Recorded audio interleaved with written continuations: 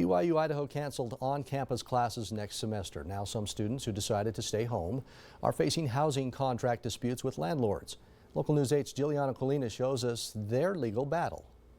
Amid this full-blown pandemic, BYU Idaho is letting each landlord find their own solution. Some let students out of their contracts immediately. Others are charging hundreds of dollars to end the agreements, but a few landlords are holding the students to their obligations. I guarantee you, if you take this fact scenario to an attorney anywhere in the U.S., you don't tell them, this is BYU Idaho or this is whatever university or whatever town. You just give them that basic fact pattern. They're going to answer it that the students get to get out of their contracts. Evan Nelson is an Idaho Falls native and practicing attorney in California. To help the students out, he began offering advice and drafting legal letters for the students pro bono.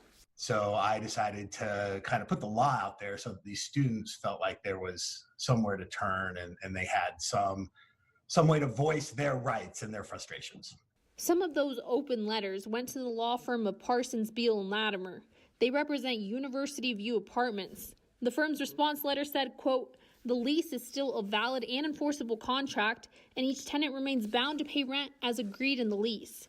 The firm had no comment when we reached out to them. The problem is if you go and hire an attorney and say, hey, I want you to find this way, well, they're going to do whatever they can to, make an argument for you. That's their job.